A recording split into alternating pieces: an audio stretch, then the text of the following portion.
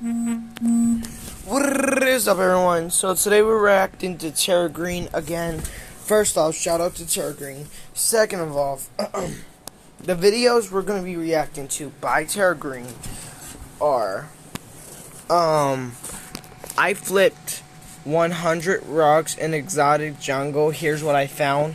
And also $1 first $100,000 pet fish. So let's go with this one first.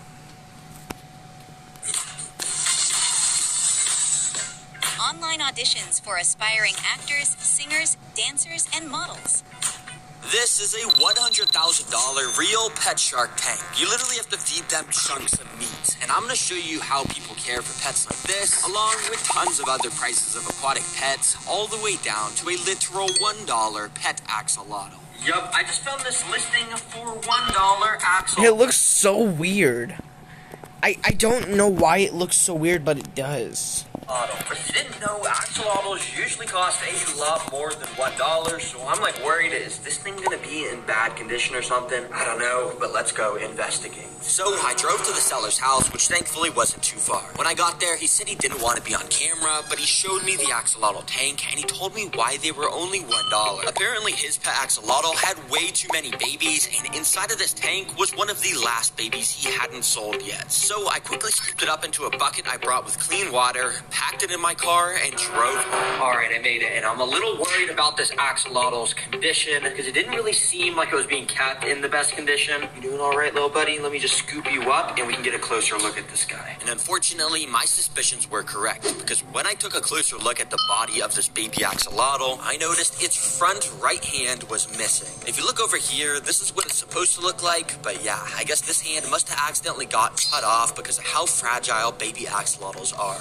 Dang, that actually sucks. We gotta help this guy, and thankfully, I got just a plan. You see, I've got these things that when we plop into water, they turn into tons of little bloodworms. These are some of the most nutritious and also delicious foods for a baby axolotl, so I sort of just made it rain bloodworms on this guy, which you can see he absolutely started to devour up. If you didn't know, axolotls are extremely amazing in that they are one of the only animals that have the ability to regenerate limbs when they lose them. And by eating these bloodworms, this guy will now have the nutrients to do that very same thing for his hand. Yo, for $1, this thing might be my favorite pet. It's so cute. Oh my gosh. And I would learn, apparently this baby axolotl was even cooler than I thought. And in order to see that, I got out this quite a bit larger tank, and I started to lay down the floor of his new home. Even though our axolotl is so small and just a baby, they grow at a rapid pace, so in only a few months, this whole tank will be getting used up. And for the decorations, literally, we're just gonna use this big piece of wood and a few aquatic plants I had laying around in my garage. Yep, that's it.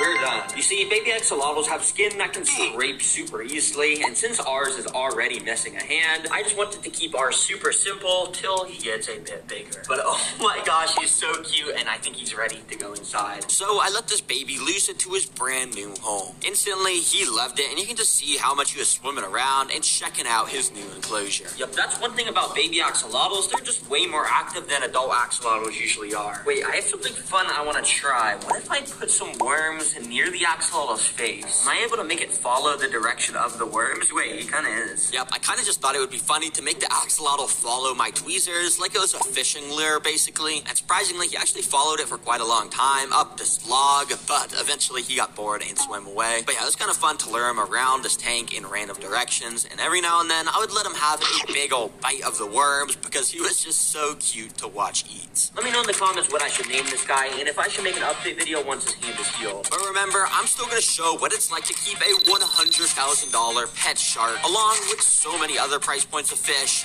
Next up being $100 pet shrimp. Yeah, you may be thinking, how does a bag of shrimp cost $100? Well, I don't just have one bag or two bags. I have 3, 4, 5, 6, 7 bags of shrimp, and we're going to be able to do some crazy time lapses since we have so many shrimp here. Yeah, apparently keeping an insane amount of shrimp in the same tank is something lots of people into aquariums do because shrimp are some of the best cleaners of all time. And they'll just constantly explore around the tank, eating any dirt or algae that would make the water dirty. These ones in specific are called cherry shrimp because they have a red color in their body like a cherry. Yup, it's pretty creative. So, first off, axolotl is pretty cute. Never heard of bloodworms a day in my life. Second of all, cherry shrimp's a very creative name.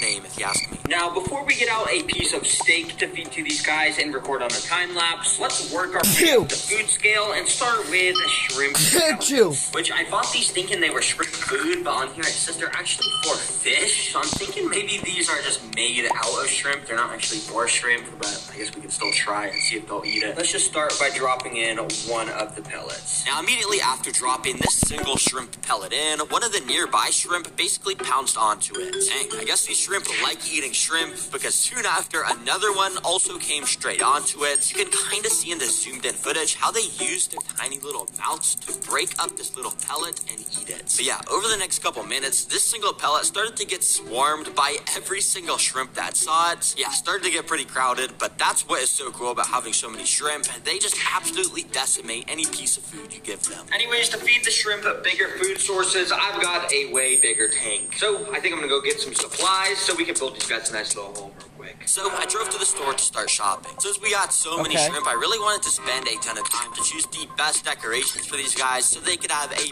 beautiful home. And of course, that also meant I had to get some plants. Okay, as you guys know, I usually get my aquatic plants here at Petco, but today I want to try something different because, oh my gosh, these got to be getting more expensive. $12 for this, it's literally dead. So instead, I drove across the town to an aquarium store I had never been to. They, of course, had tons of cool stuff like this arowana. New FanDuel Casino players get 500 bonus spins and $50 in casino.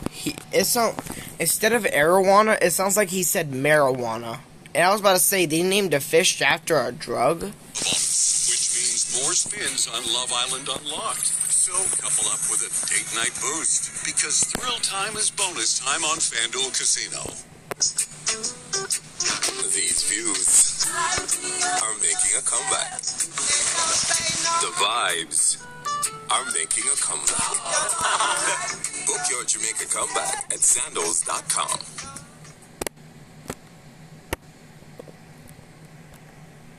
They, of course, had tons of cool stuff, like this arowana, frogs, even this massive pleco. But, of course, they also had exactly That sounded like gecko for a second. what I was looking for. Ooh, yeah, this is actually perfect. And it's actually a good deal. I mean, $8 for that big plant in the back. So, yeah, I asked the store employees to bag me up some, and I brought all my supplies home. Since the tank isn't insanely large, it was quite easy to start laying everything down. We start with the I thought that was dirty water. I was about to say, ew, is that mud? soil, which gives the nutrients to the plants, and we cover it in a layer of sand so it won't make the water dirty. Finally, I added around some of the decorations I bought to make this place stand out a bit. Favorite decoration I bought was a pineapple from SpongeBob, but I unfortunately dropped it as I was getting it out my car, so yeah, it's kind of just in a bunch of pieces now. But I think I can still fit that in there just like that. I mean, yeah, it looks pretty cool. SpongeBob is under the water, makes sense. Then I added in all those plants I just bought and filled the thing with water. All right, there we go. Technically, this water filter at the back isn't needed since the shrimps kind of clean the water themselves, but it's still recommended, which is why I have it. But oh, we do got to get this bad boy inside. It's a light up air stone, which if you don't know what an air stone is, it's this amazing contraption that makes bubbles in the water, and this one lights up so it's extra special. Oh man, that's actually fire. I'm gonna have to get more of these, I'm not gonna lie. Anyways, this tank is now What's the point of the bubbles? Just for decoration? Or does it actually do something?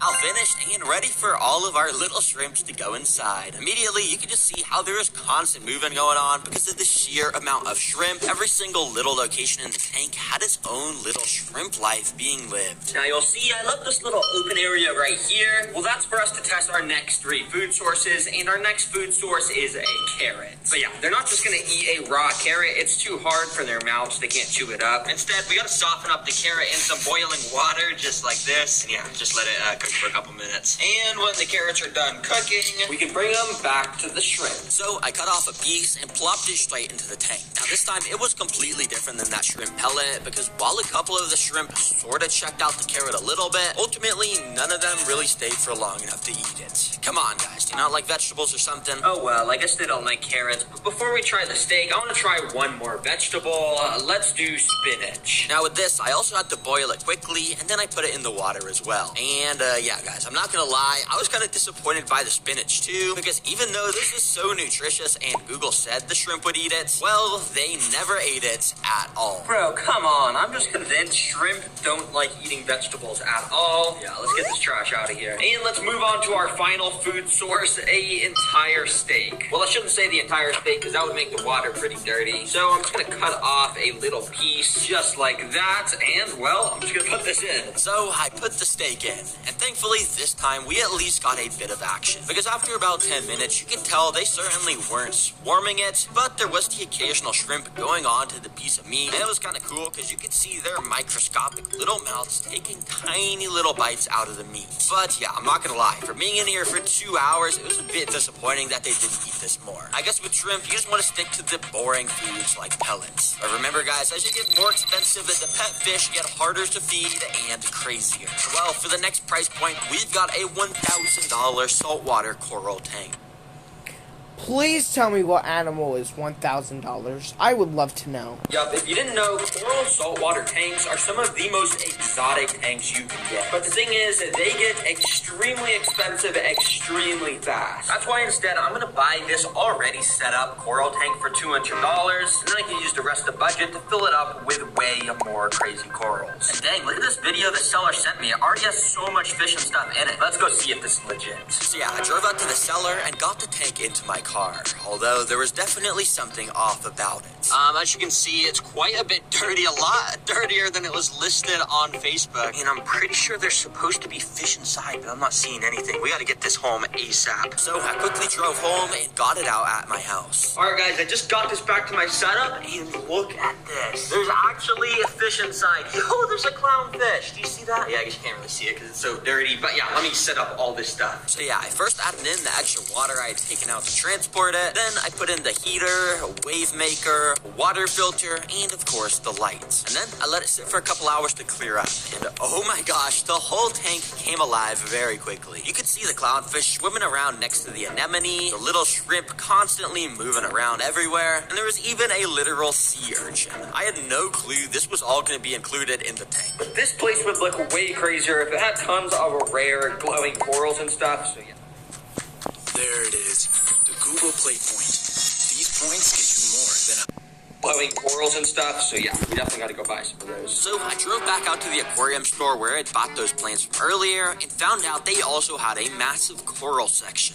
Yo, this is sick how some of these corals glow. Look, that clownfish is checking that coral out. And also, bro, $400 for a single piece of coral, that's kind of crazy. If you didn't know, corals literally have thousands of tiny little animals called polyps that live inside of them. And in order to see them come out, I bought this big bag of coral and brought it home. Now, corals can be extremely delicate, so it's a good thing we already got this set up tank, otherwise our corals would probably die. But because this is set up, it's as simple as just dumping the water from the bags out and putting all the corals I bought inside. Then over the next hour, I slowly added water from our current tank into this temporary tray. Yeah, a lot of work, but it's definitely worth it because I started to add these corals around the tank in the places I thought would look best, and I left my camera recording so we could see them come alive. The first one I noticed movement from was this top one that we could see the little tentacles of the polyp animals on here starting to come out. And this green one also started to liven up pretty fast as well. The polyps on these corals use all these little tentacle things to eat up food, which I'll show very soon. Yo, look at these corals. They're looking sick. The only ones that haven't popped out are these two at the bottom. So I guess I'll just leave them be. And in the meantime, let's feed this tank so we can figure out how alive everything in here actually is. The fish in tanks like this love stuff called brine shrimp. Basically, you pop one of these frozen cubes in a cup of water and they completely start to thaw out into tons of tiny shrimp that you could put into the tank. Instantly, you can see how all the fish in here, like this blue damselfish, started to gulp up the food. The clownfish was also eating some of it while sticking near this anemone that had come with the tank when I bought it. If you don't know what an anemone is, well, it's actually an animal. And they have thousands of microscopic needles on their tentacles to sting and stay safe from fish. And also, they're able to move around through tanks on their own somehow. But for some reason, clownfish evolved to be immune to the stinging, so they just constantly stay near anemones so no other animals will disturb them. But interestingly, there's also these coral shrimp in here that'll eat the brine shrimp with their tiny little claws, and there's other animals which you don't need to feed, like these cool sea snails which go along the glass eating algae, and these sea urchins which do the same.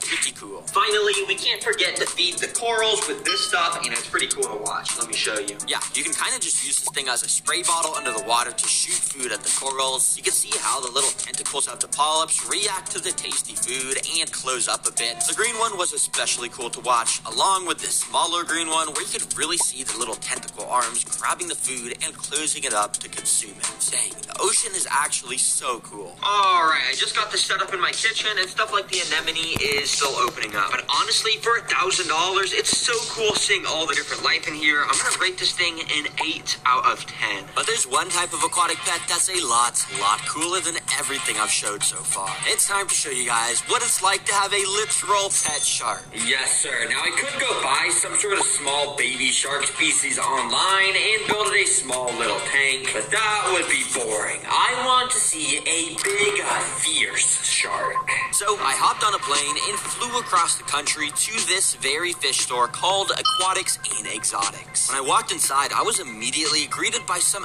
absolutely insane tanks. This one had massive freshwater stingrays. This one had a super cool pig-nosed turtle that had a nose that looks like a pig. But right here at the back of the store is where the insanely massive tank that is filled to the brim with sharks is located. Yo, these sharks are crazy. Yup, this tank has 17,000 gallons of water because it contains not only this nurse shark, which like to spend most of their time chilling at the bottom of the tank, but also these two super fierce black tip reef sharks, which are known to be some of the most aggressive sharks in the world. And the craziest thing is how you feed them when they're your pets. So I got introduced to a store employee named Sky, so I could show you just that. You are kind of the one in charge of taking care of all these sharks, right? Yep, 2 black tips and a nurse shark in here. Dang, that is so cool. I'm on the mission to kind of find the craziest pet you can keep. Would you say keeping sharks is kind of crazy? Like, is that kind of cool? It's definitely one up there. Not many people can say they have real sharks in their house. For sure. But why do you have to have a tank that is so massive for these sharks? Specifically for the black tips, they are a shark that in the wild requires to be in constant motion to get oxygen through their gills. Yup, the black tip reef sharks in specific literally need to constantly be moving in order to get water and therefore oxygen flowing through their gills. So are these black tip sharks fully grown? No, they're still actually young males. Wow, so they're gonna get a lot bigger than this? Quite, at least twice. Oh my the gosh. size. Nah, these sharks are still gonna get twice as big. I can't even imagine what they're gonna eat when they get bigger. So I'd say I want to see these guys eat. Can we feed these guys some food? Yeah, absolutely. You want to see what I'm feeding them today? Yes, let's do that. We go grab it. So Sky brought out an absolute buffet. All right, so what are we gonna be feeding these sharks today? So that is a light feeding. That's about 2 pounds of shrimp right there. This is a light feeding. This is like, I couldn't even eat this all if I wanted to. Let's just get this in the tank. Absolutely. Ready? Yes. I even turned on my GoPro and gave it to Sky as she went behind the scenes to feed the sharks all these shrimp. You can see how she started by splashing her hand in the water to alert the sharks that it was feeding time. And then she started to stick my GoPro under the water, which surprisingly, the aggressive black tip sharks instantly found interesting because they kept swimming straight up to it almost like they wanted to swallow it. Yo, they're trying to eat my GoPro. But eventually, it was feeding time, so Sky started to toss massive handfuls of the shrimp into the tank, which, if you couldn't guess, the sharks instantly picked up the scent, and they absolutely started to annihilate these shrimp. Yo, this guy's about to gulp that shrimp up. Oh my gosh. Yo, look at all these shrimp in front of me. Oh, these sharks are just going crazy for them. But it wasn't only cool to see how the black tips move around to eat the shrimp, because Sky also showed the GoPro how she trained the nurse shark to come to the surface so she could drop pieces of shrimp in so that guy could eat as well. Dang, that is so cool to watch. Well, Sky, that was probably the coolest feeding of an aquatic pet I've ever seen. This is honestly one of the coolest pets I've ever seen. Thank you. Yup, seriously, thank you so much to Aquatics and Exotics for showing me these sharks. They're an awesome fish store located in... So you didn't buy a shark, yet showed us it. Cincinnati, Ohio. Go check them out if you're in the area. And of course, guys, don't forget about the merch. We just dropped our first new... Every Walmart Plus member knows free delivery helps you stay... So he didn't even buy a shark. He just He just had someone feed it for him. Step ahead. The membership pays for itself. Exotic jungles are home to some of the craziest and rarest animals ever. So that's why I'm traveling to the Costa Rican jungles to flip 100 objects to find insane ant colonies, deadly creatures, and so much more. And the trail I'm on in specific gets denser as you go on, so I'm going to be finding crazy animals by the end. But to my surprise, under literally my first rock flip, I found something really good. Oh, I've never found one of these in the wild, yo. Yup, this is a vinegaroon, an insane, almost alien-looking creature that can literally shoot acid out the end of its abdomen. And thankfully, there happened to be a wild cricket right next to it. So, of course, I took out some tweezers, I grabbed the cricket, and almost instantly, the vinegaroon snapped his claws at the cricket, and, well, it instantly started to devour it. Dang, that is pretty brutal. As I continued a bit more into the jungle, I ended up checking under and around these leaves when I found this insanely camouflaged bug. This is a katydid, and when you take a close look at its body, it literally is the same exact vein texture that leaves have. And yes, they use this insane camouflage to surprise attack other bugs and eat them alive. Yeah, the jungle is home to some of the craziest camouflage ever. But unfortunately, under object number 3, there wasn't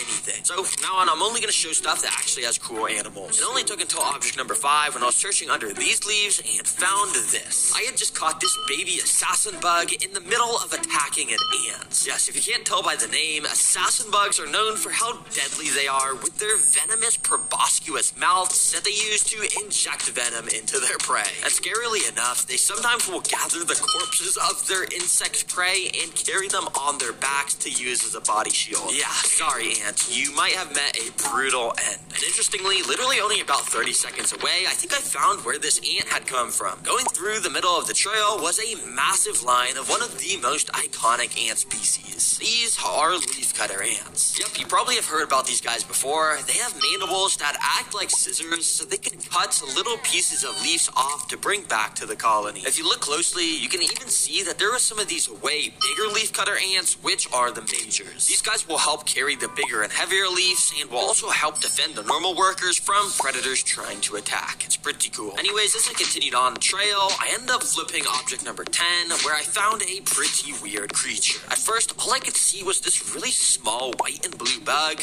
As I picked it up onto a leaf to get a better look, I realized that this was a butterfly. Yeah, you probably know how butterflies start out as caterpillars, and once they get big enough, they turn into a chrysalis for a few months until they finally emerge as a butterfly. But this butterfly I had found must have just emerged from its chrysalis because its wings were all curled up. So I decided to leave it be, so over the next few hours, it could develop those beautiful patterns on its expanding wings. As I continued down the rainforest trail, I found object 15, which was this tree, and on the side of it was an insane amount of flies. Yo, I don't know if this shows up on the camera, but there was like 2,000 bugs right in front of me. Yeah, I was honestly a bit confused on what exact type of bugs these were, and why there were so many in one area. So I of course got out the backpack, and this time I grabbed out a GoPro on a stick. This lets me safely get a close view of what was going on in here, and to my surprise, these weren't actually flies. In fact, with their yellowish color and shape, it made me think it was some sort of species of stingless bee. And what sealed the deal is when I got my GoPro closer to the side of the tree, I saw this weird entrance tunnel sticking out with a bunch of bugs flying around. Apparently, some species of stingless bees construct these super weird funnels on the side of trees that act as the entrance to the hidden hives inside the trees where they keep all their valuable stuff like honey. It is crazy what lives inside some of these jungles. As I continued down the trail, I found some of these massive leaves.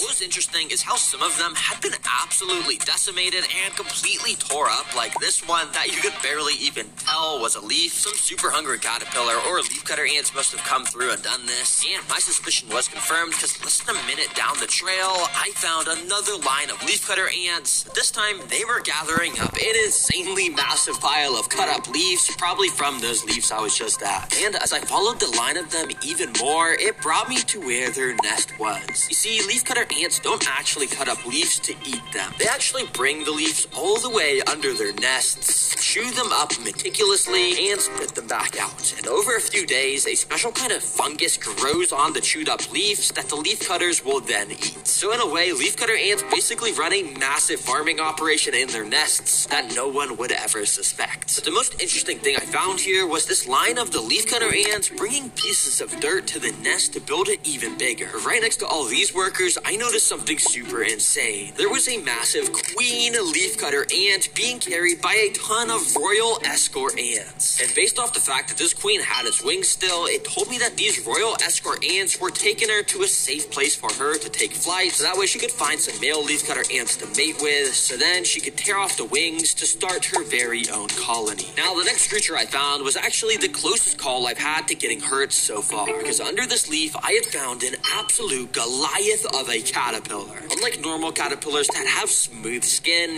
this thing was completely covered in these soft, fuzzy white hairs. And as you can see, it had this super creepy red skin underneath. Now, I got extremely lucky that I didn't accidentally touch this thing, because I later learned that this is a flannel moth caterpillar. And under all of this... Guys, do you like Disney Plus or TV shows like Stranger Things? How would you like to be on one? We want to... this thing, because I later learned that this is a flannel moth caterpillar. And under all of this white fuzzy fur is thousands of microscopic venomous needles. Yes, and whenever you touch one of these caterpillars, it'll eject those needles into your skin, causing immense pain that doesn't go away for days. Phew, I dodged a bullet for sure. By this point in the jungle, I had gotten to a little section with a small river running through it. So of course, I had to get out the backpack to once again grab out my GoPro from it. Since GoPros are waterproof, it lets me stick it under the water to see what kind of life is living in here. First of all, if you look very closely, you can see there is some super small water beetles, which go around eating algae to keep the water clean. Then there was also some of these tadpoles I had found, which of course will turn into frogs sometime within a month. And also, once I stick my GoPro into the deeper part of the river, I was able to find a decent amount of fish swimming around. They move fast, so it's sort of hard to see, but if we pause at the perfect time, you can sort of make out a few of them. One of them was down here sticking to the rock, which made me think it was some sort of freshwater goby or pleco species, which both have the ability to suction the bottom of their body to rocks and rivers, so then the water won't push them around and they can just chill near the bottom. Now, just right next to where the river was, I was flipping a few rocks and ended up finding something pretty gruesome. There was a straight up pile of bones from some animal. Yeah, I'm not kidding, and these must have been pretty fresh because the tendons and tissues were still connecting these bones to a bunch of feathers. This was almost certainly a Costa Rican bird, maybe something like a hawk or an escaped farm chicken that unfortunately was attacked by a crazy puma or some other deadly predator.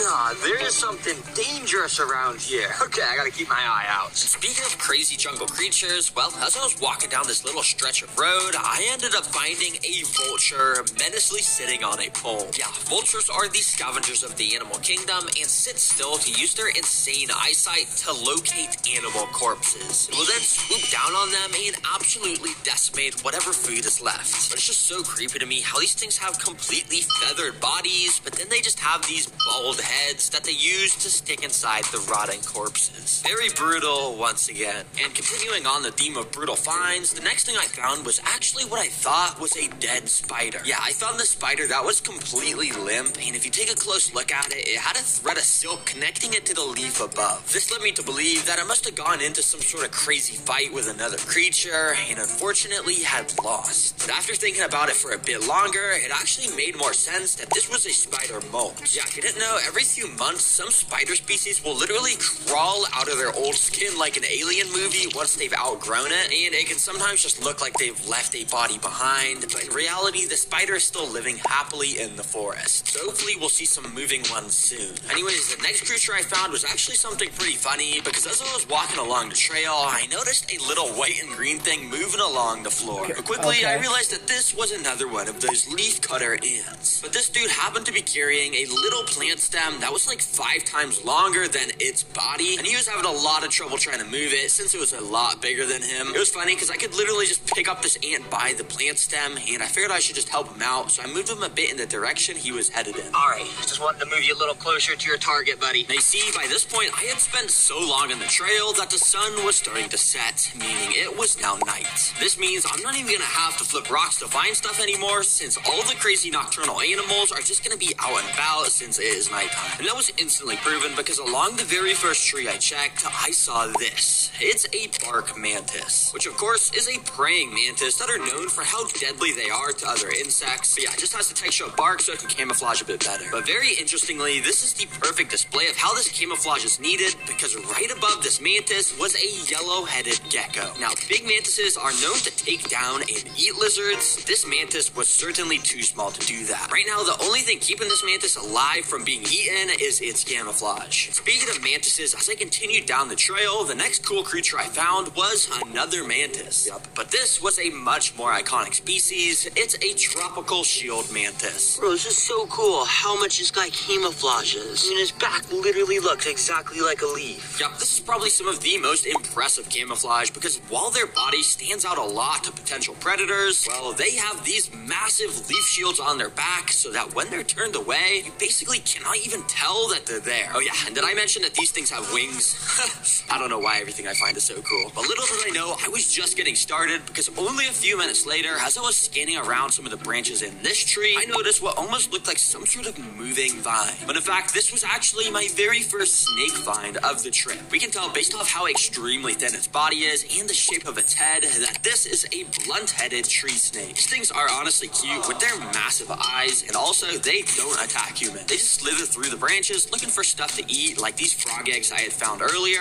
But yeah, they're honestly nothing compared to some of the snakes I'll be finding later into the night. Now, my luck must have been insane during this night because the very next creature I found was just chilling on the side of some stairs on the trail. It was a tailless whip scorpion. If you're a fan of my channel, you may already know these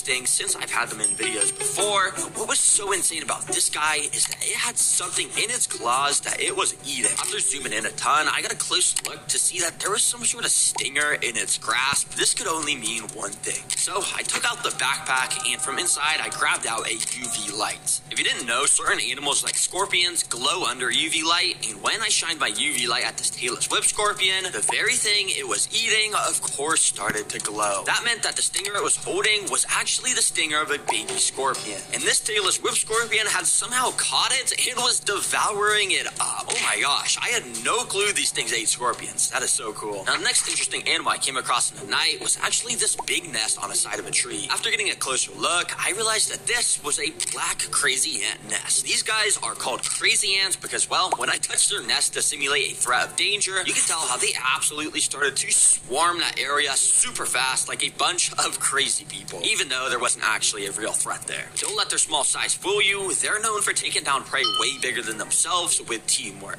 By this point in the trail, I had gotten to this small little abandoned pool area that I noticed had tons of tadpoles swimming around inside of it. But very interestingly, right on top of this cloth cover above the pool, I had found the most iconic frog in the world, the red-eyed tree frog. Yes, these guys can actually be quite rare to find in the wild since they only lay their eggs in still bodies of water. So you won't find them nearby flowing rivers and creeks, so it sort of makes sense that we found them near this abandoned pool, and it's likely that the rest of these tadpoles in here will also turn into these amazing frogs one day. Now, the next couple finds all rapid fire. First of all, there's this little katydid bug that had caught a roach and was eating it alive. Then there's this super tiny stick insect on a leaf. That, of course, looks like a stick for camouflage. Nice. Right after, I found this way bigger stick insect of a slightly different species hanging onto a branch. You can tell this one was a winged stick insect based off its thicker body shape. Also, when I got my hand close enough, it all of a sudden flashed its bright orange wings at me like a flashbang and flew away. Dang, these things actually look like a bird when they fly away with their wings. That's pretty cool. I was seriously finding so much camouflage stuff in the jungle this night, like this thing. It may just look like an ordinary lizard at first, but it's actually a helmeted iguana.